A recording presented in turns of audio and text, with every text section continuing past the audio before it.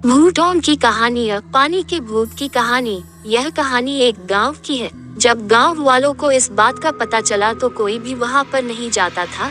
एक खेत के पास एक कुआं था।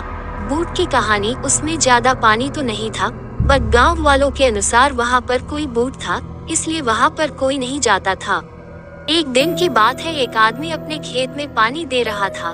तभी उसे कुएं से कुछ आवाज आई। वो जनता तो था, वहां पर जाना ठीक नहीं, बट आवाज एक बच्चे की थी। बच्चों रो रहा था।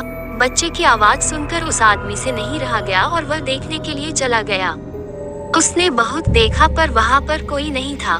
वह आदमी सोच रहा था, बच्चे की आवाज तो यहीं से आ रही थी, बट कोई दिखाई नहीं दे रहा है। अब वह आदमी समझ चुका था कि यह आवाज इस कुएं से आ रही है। वह आदमी अब वहां से भागने ही वाला था कि अचानक कुएं से बहुत सारा पानी बाहर आ गया और वह आदमी फिसलकर गिर गया। तभी उस पानी के साथ वह अंदर की ओर खींच रहा था। अब उसे बहुत डर लग रहा था कि वो भूत उसे मार सकता है, इसलिए उसने बहुत जोर से आवाज लगाई और कुछ लोग वहां पर आ गए। उन्होंने उसे वापस खींच लिया और इस तरह वह आदमी बच गया। जब वह आदमी बाहर आया तो उससे पूछा गया कि तुम वहां पर क्या कर रहे थे। उसने बताया कि उसने एक बच्चे की आवाज सुनी, तभी वह वहां पर गया था।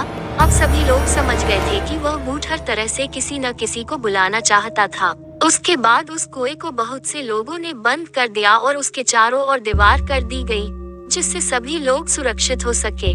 बट आज भी कुछ लोग बताते हैं कि उस कुएं से आवाज आज भी आती है, इसलिए कोई भी वहां पर नहीं जाता है।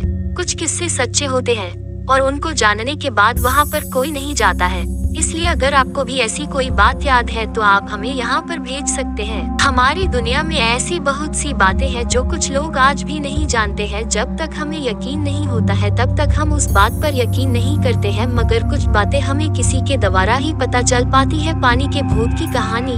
अगर आपको यह कहानी पसंद आई है तो शेयर जरूर करें और हमें भी बताएं है।